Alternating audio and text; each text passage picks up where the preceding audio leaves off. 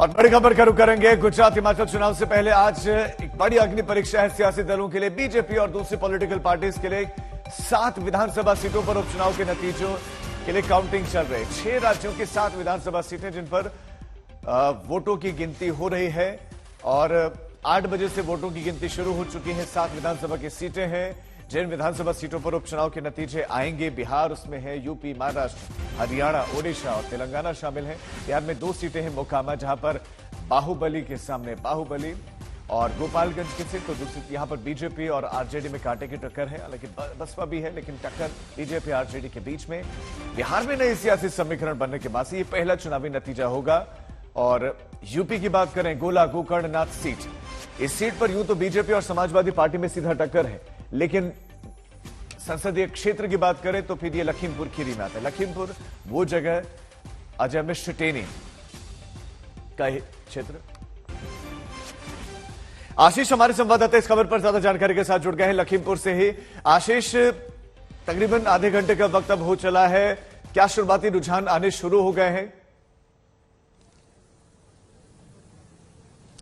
जी बिल्कुल, अभी postal ballot को पूरी तरीके से काउंट कर लिया गया है। उसके बाद अब क्योंकि 8 बजे से ही काउंटिंग यहाँ शुरू थी और मैं मतदान यहाँ पर जहाँ पर ये काउंटिंग हो रही है मौजूद हूँ। आप देखिए, पहले तो फोर्स डिप्लॉय जिस तरीके से की गई, किसी को भी आने का इजाजत नहीं है अंदर साफ तौर से, और काउंटिंग भी शुरू हो जा चुकी है। तकरीबन अभी स्टार्ट हुई है तो मान सकते हैं कि आपकी 2-3%, 5% तक पहुंच चुकी है, क्योंकि फोर्स यहाँ पर पूरी तरीके डिप्लॉय किया गया है। लखीमपुर का ये एरिया है और यहाँ पर भी किसी बाहरी व्यक्ति को आने तक का अभी मनाही है, क्योंकि ये इस एरिया में माना जा रहा है क्योंकि एक सीट की काउंटिंग है तो लगभग 3 से 4 घंटे में पूरी काउंटिंग कर ली जाएगी और ये रिजल्ट भी कहीं ना कहीं तब तक आ जाएगा। तो ऐसे में अभी शुरुआत है और पोस्टल बैलेट के बाद में शुरुआत शुरू की गए हैं। रुझान हालांकि अभी जो है एक ही पोलिंग स्टेशंस का है, तो इस वजह से एक एक करके ओपन किया जा रहा है, लेकिन जल्द ही थोड़ा समय लगेगा और आधे 1 घंटे के अंदर बहुत से रुझान आना शुरू हो जाएंगे कि आखिर ये सीट जो है क्यों महत्वपूर्ण है गोला गोकर्णनाथ की, जहां से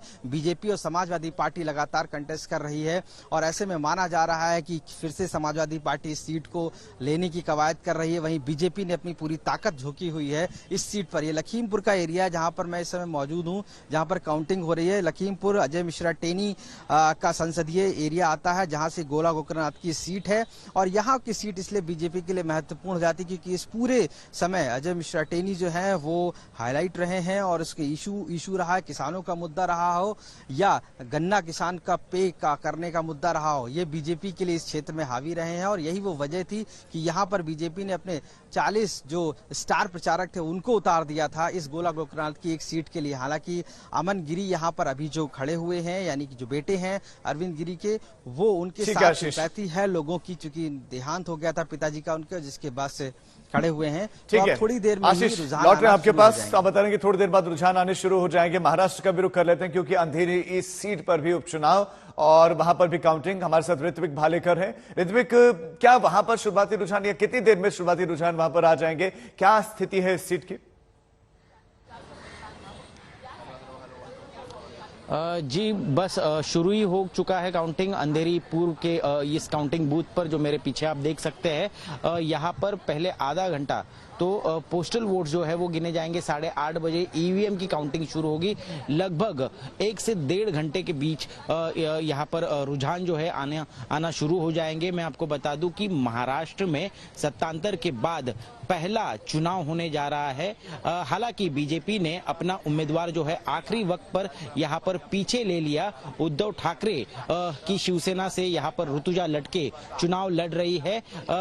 लगभग तय माना जा रहा है कि उन्हीं की जीत होगी, क्योंकि उनके खिलाफ कोई बड़ा प्रत्याशी नहीं है। हालांकि 7 इंडिपेंडेंट कैंडिडेट मैदान में थे, लेकिन सबसे बड़ी बात यह है कि ऋतुजा लटके को इस चुनाव में कितने वोट मिलेंगे, क्योंकि 31.74% यहाँ पर वोटिंग हुई है।